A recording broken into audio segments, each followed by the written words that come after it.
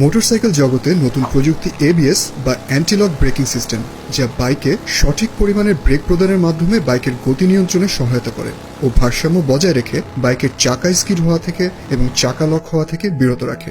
Hydraulic break ডিস্কে একবারে চেপে ধরার কারণে চাকা লক হয় এবং চাকা স্কিড করে, এবং সেক্ষেত্রে মাঝে মাঝে বাইকের কন্ট্রোল হারিয়ে ফেলার সম্ভাবনা থাকে। কিন্তু এবিএস যুক্ত বাইক সেন্সর বেস হওয়ার কারণে হাই স্পিডেও ব্রেক ধরলে চাকা লক হয় না এবং স্কিড করে না।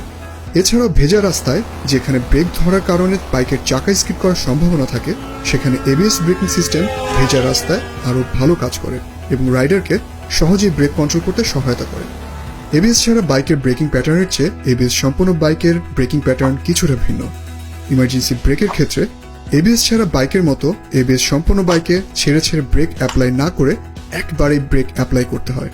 এবিএস ইসিউ সেন্সরের মাধ্যমে বাইকের গতির সাথে সামঞ্জস্য রেখে যতটুকু ব্রেক প্রয়োজন ঠিক ততটুকুই ব্রেক প্রদান করে। সাধারণত দেখা যায় যে ঘন্টায় 80 কিলোমিটার গতিতে চলা নন এবিএস বাইকের পুরোপুরি থামতে যেখানে 30 মিটার দূরত্ব অতিক্রম করতে হয়, সেখানে অ্যান্টি-লক ব্রেকিং সিস্টেম সম্পন্ন বাইক 27 মিটার দূরত্বে নিরাপদে ভারসাম্য বজায় রেখে থেমে যায়।